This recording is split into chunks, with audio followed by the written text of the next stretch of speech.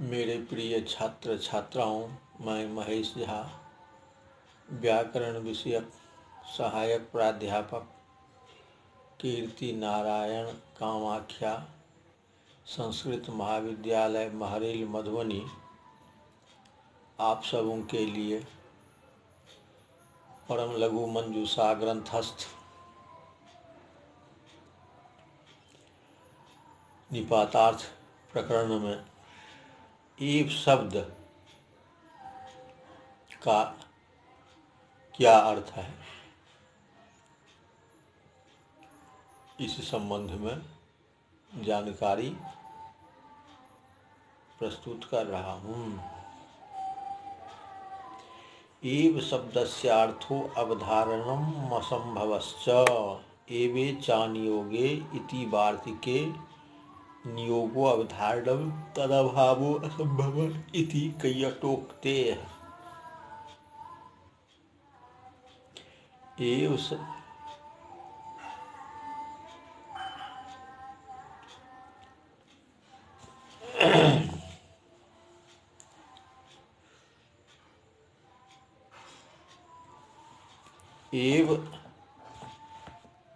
शब्द का अर्थ अवधारण और असंभव। अवधारण निश्चय और असंभव है। एवे चानियोगे इस वार्तिक के एवे चानियोगे इस वार्तिक में नियोगो अवधारणम तदभावो असंभवः इति कैयटोक्ते। एवे चानियोगे इस वार्तिक के विषय में कैयट एव का अर्थ नियोग, अवधारण और अभाव, असंभव, यह कहे हैं। अर्थात इन दोनों अर्थों के एव शब्द द्योतक है।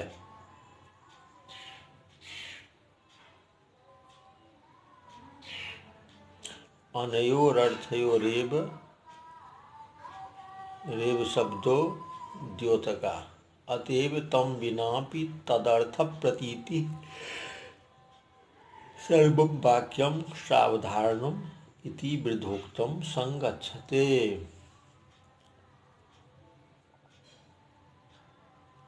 अर्थात इन दोनों अर्थों के एव शब्द द्योतक है, इसलिए एव शब्द के बिना भी एवार्थ की प्रतीति होती है, क्योंकि सभी वाक्य साधारण है, अर्थात निश्चयात्मक है। ऐसा वृद्धों का कहा हुआ संगत होता है। लवण में वासो भुंक्ते इत्यादो प्राचुर्यार्थकस्य घट इव प्रसिद्ध इत्यादा वप्यर्थकस्य क्वेव भोक्ष्यसे इत्यादा वसंभवार्थकस्य च तस्य सत्व मिथ्यालंकारिका।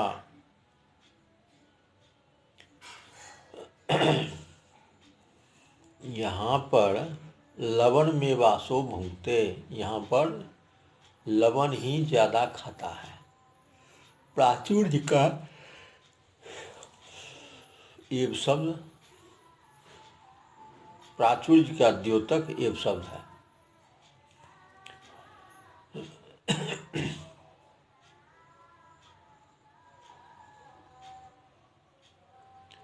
घट एव प्रसिद्ध इत्यादा वप्यर्थकस्य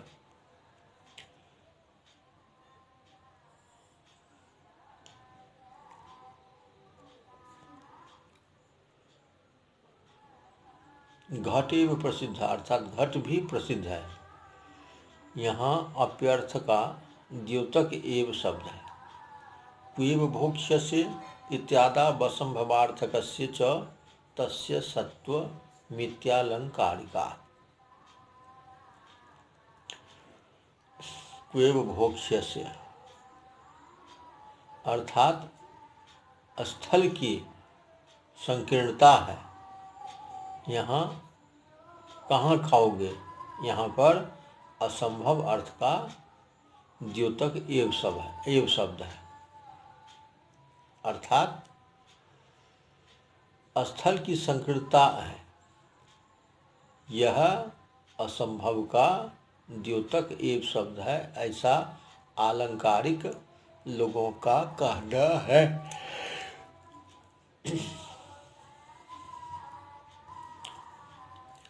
तच्चावधारणम त्रिविधम,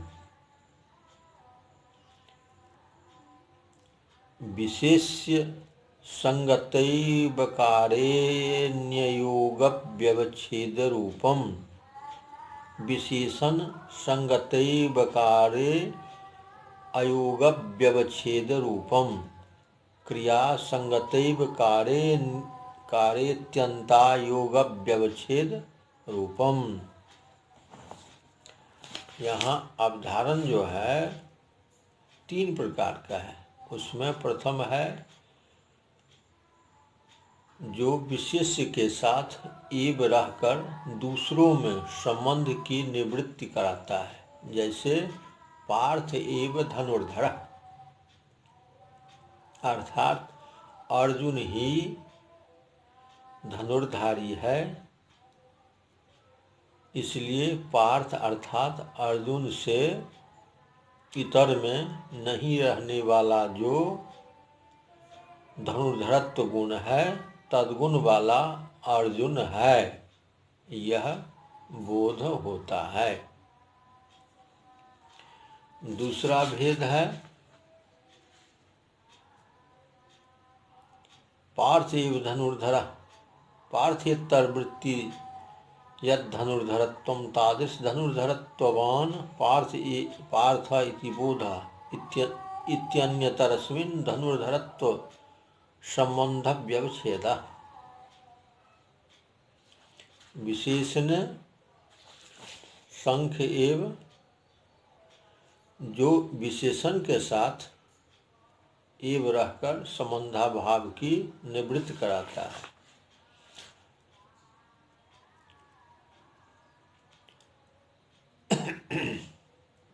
अयोग संबंधाभाव तस्य व्यवच्छेदो निवृत्ति द्वाभ्याम निषेधाभ्याम पुरतार्थ दार्ढ्यं बोधनेना व्यभिचरित पांडुरत्व गुणवान संख्य इति बोध इति अयोग व्यवच्छेद न तो नील इति ही फलति। दूसरा भेद उसमें वह है जो विशेषण के साथ एव रहकर संबंधाभाव की निवृत्ति कराता है, जैसे शंख पांडुर एव, शंख पांडुर गुण वाला ही है। यहाँ 2 निषेध के द्वारा प्रस्तुत अर्थ की दृढ़ता का बोध होता है, इसलिए दूसरों में नहीं रहने वाला जो पांडुरत्व गुण है उस गुण वाला ही शंख है, नील नहीं, यह बोध होता है। क्रियायाम तीसरा भेद है जो क्रिया के साथ नीलम सरोजम भवत्येव अत्यंतो अतिशयितो अयोग संबंधाभावस्तस्य व्यवच्छेदो अभावः तथा च कदाचित् नीलत्व गुणवदभिन्नं यत् सरोजं तत्कर्तृका सत्तेति बोधः कदाचित् दन्यादृश गुणसंयुक्तमित्यपि गम्यते इत्यन्ता योगव्यवच्छेदः क्वचिदेव शब्दं विनापि नियम प्रतीति। तीसरा भेद वह है जो क्रिया के साथ एव रहकर अत्यंत संबंधाभाव का अभाव बोध कराता है। जैसे नीलम सरोजम भवत्येव, अर्थात कमल नील होता ही है, तो कभी नील गुण वाला कमल होता है, कभी दूसरा गुण वाला भी कमल होता है, यह भी प्रतीत होता है। इसलिए यह अत्यंत अयोग अर्थात संबंधाभाव का व्यवच्छेद अर्थात अभाव है।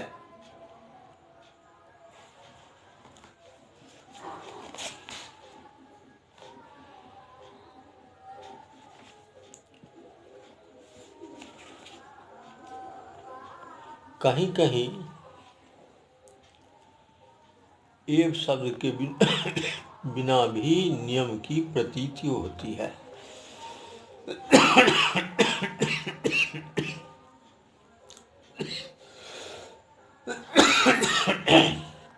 कहीं कहीं एव शब्द के बिना भी नियम की प्रतीति होती है। इसलिए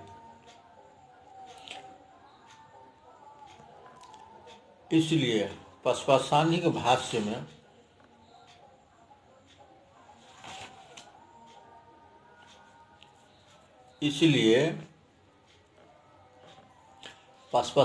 भाष्य में कहा गया है अभक्ष्यो ग्राम्य कुक्कुटः अभक्ष्यो ग्राम्य शूकरः। ऐसा कहने पर यह पता चलता है कि ग्रामीण मुर्गा अभक्ष्य है, जंगली तो भक्षी है। ग्रामीण सुगर अभक्ष्य है, जंगली तो भक्ष्य है, क्योंकि सभी वाक्य निश्चयात्मक ही होते हैं। यह न्याय है।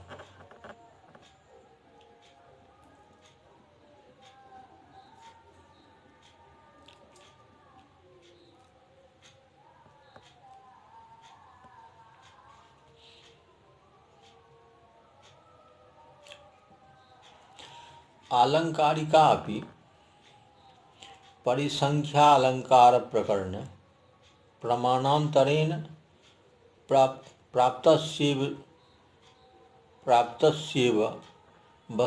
वस्तुनः पुनः शब्देन प्रतिपादनं प्रयोजनान्तराभावात् स्वतुल्यान्य व्यवच्छेदं गमयतीति।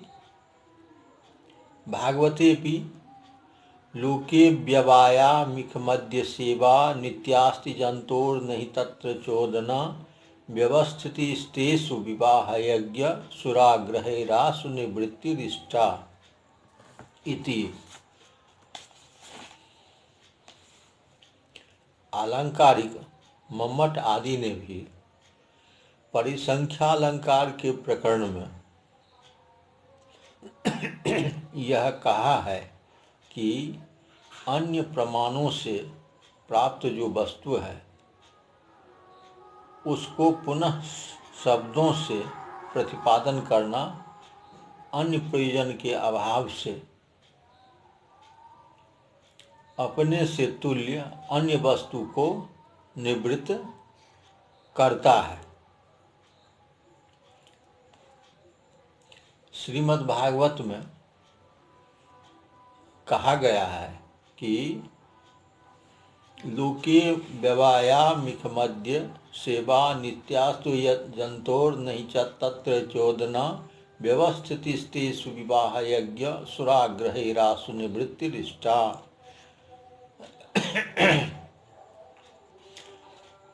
व्यवायो मैथुनम आमिखम मत्स्यादि मद्यम एतेषां सेवा जन्तोः प्राणिनां मात्रस्य नित्या रागतः प्राप्ता अतस्तत्र चोदना विधिर्नास्ति।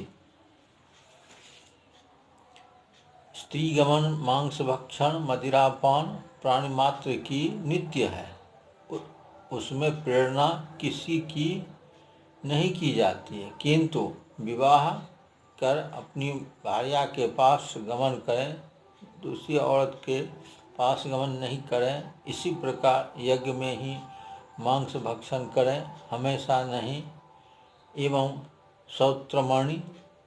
सौत्रामणि याग में ही मदिरापान करें, अन्य समय में नहीं, यह शास्त्रीय व्यवस्था है। किंतु इसमें निवृत्ति ही अच्छी है, प्रवृत्ति से तो हानि ही संभावित है।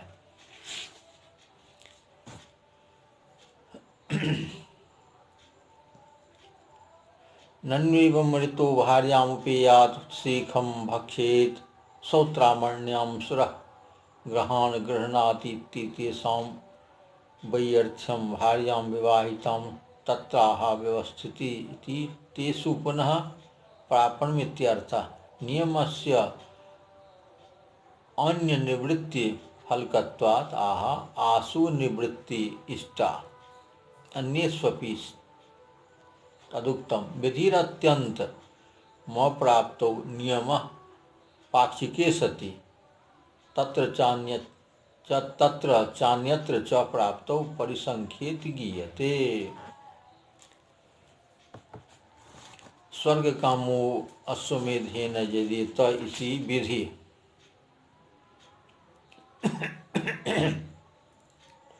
अत्यंत अप्राप्ति में विधि होती है, जैसे स्वर्ग कामो यजेत, अर्थात स्वर्ग चाहने वाले यज्ञ करें।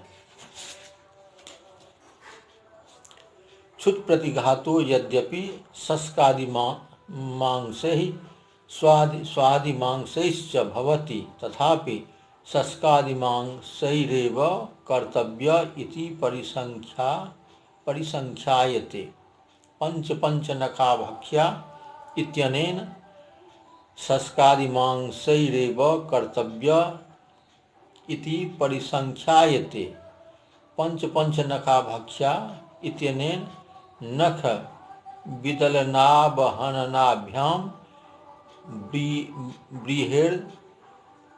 बृहेर्निस्तुखीकरणं प्राप्तं तत्रावहनेन निस्तुषीकरणं पुण्यजनकम् इति ब्रीहीनवहन्ति इत्यनेन नियम्यते। यद्यपि परिसंख्यायां नियमे च स्वार्थहानि प्राप्तबाधः परार्थकल्पना च दुःखत्रयं तथापि अनन्यगत्या स्वीक्रियते इति वृद्धा।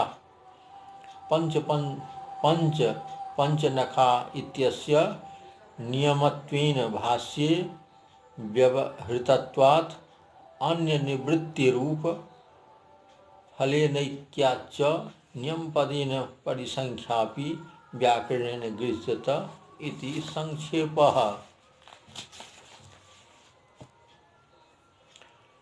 जो विधि पक्ष में प्राप्त अर्थ को नियम करता है वह नियम विधि है। जैसे ब्रीहीनवहन्ति अर्थात धान्य को कूटकर चावल निकाले, समय यजति बराबर जमीन में यज्ञ करें, विषम स्थल में नहीं। यहाँ धान से